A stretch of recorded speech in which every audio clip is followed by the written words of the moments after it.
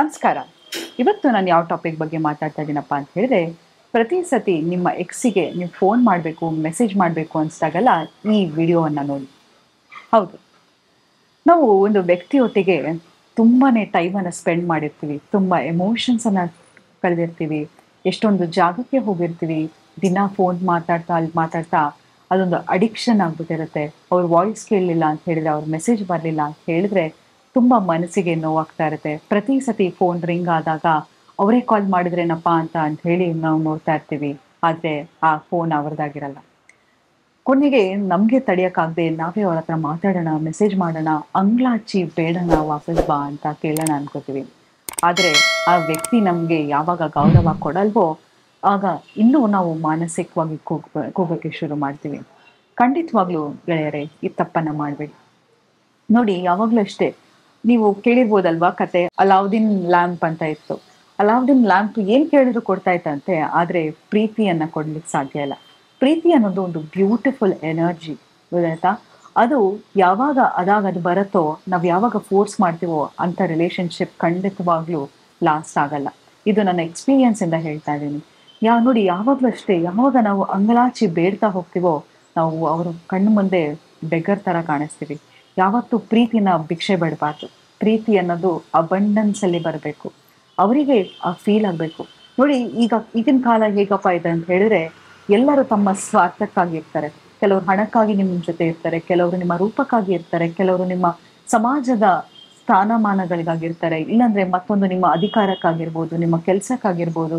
ಹೀಗೆ ಹಲವಾರು ಒಂದು ರೀಸನಿಗೆ ನಿಮ್ಮ ಜೊತೆ ಇರ್ತಾರೆ. ಆದರೆ ನೀವು ಆ ವ್ಯಕ್ತಿಯನ್ನು ಹೇಗೆ ಆದರೂ ಇಷ್ಟಪಡ್ತೀನಿ, ಹೇಗಿದ್ರೂ ಇಷ್ಟಪಡ್ತೀನಿ ಅಂತ ಹೇಳಿದ್ರೆ ನಿಮ್ಮದು ಸ್ವಚ್ಛವಾದ ಪ್ರೀತಿ. ಆ ಪ್ರೀತಿಯನ್ನು ಮೋಸ್ಟ್ ಡಿಸೈರಬಲ್ ಪರ್ಸನ್ಗೆ ಕೊಡಿ. ನೋಡಿ, ನಾವು ಪ್ರೀತಿಸಿದವರು ನಮ್ಮನ್ನ ಬಿಟ್ಟು ಹೋಗ್ತಾ ಇದ್ದಾರೆ, ಬಿಟ್ಟಿದ್ದಾರೆ ಅಂತ ಹೇಳಿದ್ರೆ ಎಂಥವ್ರಿಗಾದರೂ ನೋವು ಆಗೇ ಆಗುತ್ತೆ ಅಲ್ವಾ? ನಾವೆಲ್ಲ ಮನುಷ್ಯರು, ನಮ್ಮೆಲ್ರಿಗೂ ದುಃಖ ಆಗುತ್ತೆ, ಮನಸ್ಸಿಗೆ ತುಂಬ ಆಘಾತ ಆಗುತ್ತೆ, ಭಾರ ಆಗುತ್ತೆ. ಆ ವ್ಯಕ್ತಿ ಇನ್ನು ನಮ್ಮ ಜೀವನದಲ್ಲಿ ಇಲ್ವಲ್ಲಪ್ಪ ಅಂತ ಹೇಳಿ ತುಂಬಾ ನಾವು ಮಾನಸಿಕವಾಗಿ ಹೋಗ್ತೀವಿ. ಆದರೆ ಪ್ರತಿ ಸತಿ ನಿಮಗೆ ಗಾಯ ಆದಾಗ ಅದು ಮಾಗಕ್ಕೆ ಟೈಮ್ ಬೇಕು. ಅದಾರದ ಮೇಲೆ ಅದರ ಮಾರ್ಕ್ ಇದ್ದೇ ಇರುತ್ತೆ. ಹಾಗಂತ ಆ ನೋವು ಸದಾ ಇರುತ್ತೆ ಅಂತಲ್ಲ. ಇವತ್ತು ನಿಮ್ಗೆ ಏನು ಅನ್ನಿಸ್ತಾ ಇದೆಯೋ ಆ ದುಃಖ, ನೋವು ಎಲ್ಲ ಕ್ರಮೇಣವಾಗಿ ಕಮ್ಮಿ ಆಗ್ತಾ ಹೋಗುತ್ತೆ. ನೋಡಿ, ಆ ಪ್ರೀತಿಯನ್ನು ನಾವು ಕೊಡೋದು ದೊಡ್ಡ ವಿಷಯ ಅಲ್ಲ, ಅದು ತಗೊಳ್ಳೋ ಯೋಗ್ಯತೆ ಇದೆಯಾ ಅವರಿಗೆ ಅನ್ನೋದನ್ನು ಪರೀಕ್ಷೆ ಮಾಡಿ ನಂತರ ಪ್ರೀತಿಯನ್ನು ಕೊಡಿ.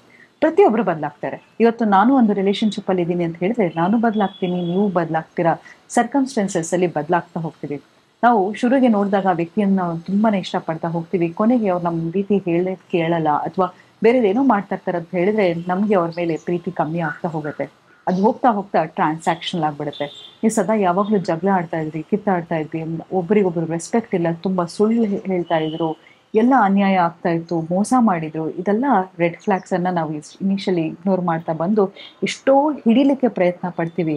ಹಿಡಿದಾಗ ಏನಾಗುತ್ತೆ ಅಂತ ಹೇಳಿದ್ರೆ ನಮ್ಮ ಕೈ ಗಾಯ ಆಗ್ತಾ ಹೋಗುತ್ತೆ, ನಮ್ಮ ಕೈಗೆ ನೋವಾಗ್ತಾ ಹೋಗುತ್ತೆ. ಯಾವಾಗ ಬಿಡ್ತೀರೋ ಅದು ನಿಜವಾಗ್ಲೂ ನಿಮ್ಮ ಪ್ರೀತಿ ಆಗಿದ್ರೆ ಅದು ವಾಪಸ್ ಬಂದೇ ಬರುತ್ತೆ. ಪ್ರತಿ ಸತಿ ನಿಮಗೆ ನಿಮ್ಮ ಎಕ್ಸಿಗೆ ಮೆಸೇಜ್ ಮಾಡಬೇಕು ಅನಿಸ್ದಾಗಲ್ಲ ಏನು ಮಾಡಿ ಅಂತ ಹೇಳಿದ್ರೆ, ಒಂದು ಬುಕ್ಕು ಪೆನ್ನನ್ನು ತಗೊಂಡು I am worthy, I am beautiful, I am more than enough, ನಿಮ್ಮ ಬಗ್ಗೆ ಏನನ್ನು ಒಳ್ಳೇದು ಅನ್ಸುತ್ತೋ ಬರೀರಿ. ಯಾಕಂತ ಹೇಳಿದ್ರೆ ಇದು ಒಂದು ನೆಗೆಟಿವ್ ಎಮೋಷನ್, ಈಗ ಗೊತ್ತು ಅದು ನೆಗೆಟಿವಿಟಿ, ಅದು ಆ ರಿಲೇಷನ್ಶಿಪ್ಪಿಗೆ ಅದಕ್ಕೆ ಲಾಂಜಿವಿಟಿ ಇಲ್ಲ ಅಂತ ಹೇಳಿ. ಆದರೆ ಏನು ಮಾಡ್ತೀರಾ, ಪ್ರತಿ ಸತಿ ಹೋಗಿ ನಿಮ್ಮಲ್ಲಿ ಒಂದು ವಾಯ್ಡ್ ಇದ್ದಾಗ, ನಿಮ್ಮಲ್ಲಿ ನಿಮಗೆ ಒಂದು ವ್ಯಾಲಿಡೇಷನ್ ಇಲ್ಲದಾಗ ನೀವು ಆ ವ್ಯಕ್ತಿ ಹತ್ರ ಹೋಗಿ ನನಗೆ ಪ್ರೀತಿ ಕೊಡು, ಅಟೆನ್ಷನ್ ಕೊಡು ಅಂತ ಹೇಳ್ತಾ ಇರ್ತೀರಾ. ಅದ್ರ ಬದಲಾಗಿ ಪ್ರತಿ ಸತಿ ನೀವು ಈ ಎಕ್ಸಸೈಸ್ ಮಾಡೋದ್ರಿಂದ ಏನಾಗುತ್ತೆ ಅಂತ ಹೇಳಿದ್ರೆ ನಿಮ್ಮ ಬೆಲೆ ನಿಮಗೆ ಗೊತ್ತಾಗ್ತಾ ಹೋಗುತ್ತೆ, ನಿಮ್ಮ ಸೆಲ್ಫ್ ರೆಸ್ಪೆಕ್ಟ್ ನಿಮಗೆ ಗೊತ್ತಾಗ್ತಾ ಹೋಗುತ್ತೆ. ದಯವಿಟ್ಟು ಪ್ರತಿ ಸತಿ ಪ್ರೀತಿಗಾಗಿ ಅಂಗ್ಲಾಚಿ ಬೇಡಕ್ಕೆ ಹೋಗಬೇಡಿ.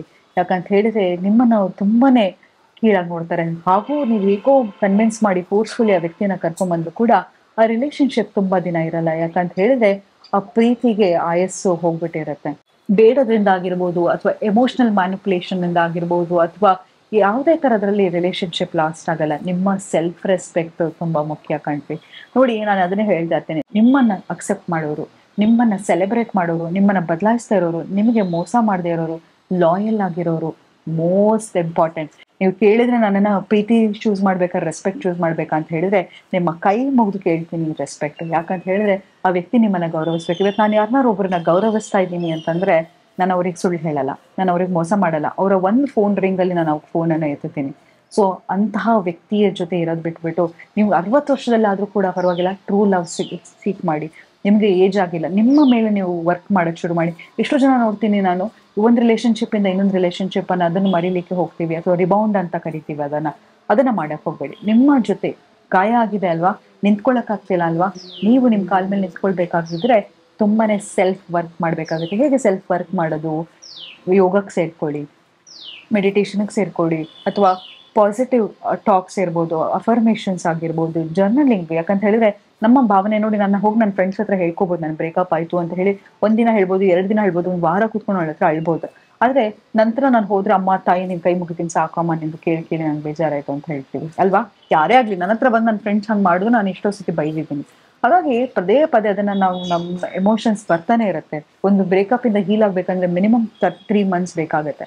ಸೊ ಅದ್ರ ಬದಲಾಗಿ ನಿಮ್ಮ ಎಮೋಷನ್ಸನ್ನು ಜರ್ನಲ್ ಮಾಡ್ತಾ ಹೋಗಿ, ಸೆಲ್ಫ್ ರಿಫ್ಲೆಕ್ಟ್ ಮಾಡ್ತಾ ಹೋಗಿ, ನನಗೇನು ಅನಿಸ್ತಿದೆ, ಯಾಕೆ ಹೀಗೆ ಅನಿಸ್ತಿದೆ ಅಂತ. ಟ್ರಾವೆಲ್ ಮಾಡಿ. ನಾವು ಹೇಳಿದಾಗ ದೇಶ ಸುತ್ತಿ ನೋಡು ಕೋಶ ಓದಿ ನೋಡುತ್ತಾ, ನಾವು ಪ್ರತಿ ಸತಿ ಟ್ರಾವೆಲ್ ಮಾಡಿದಾಗ ನ್ಯೂ ಪೀಪಲನ್ನು ಮೀಟ್ ಮಾಡ್ತೀವಿ, ಅವರ ಲೈಫ್ ಸ್ಟೈಲನ್ನು ನೋಡ್ತೀವಿ, ಅಲ್ಲಿರ್ತಕ್ಕಂಥ ಊಟವನ್ನು ನಾವು ನೋಡ್ತಾ ಹೋಗ್ತೀವಿ, ಎಲ್ಲವನ್ನು ನೋಡ್ತಾ ಹೋಗ್ತೀವಿ.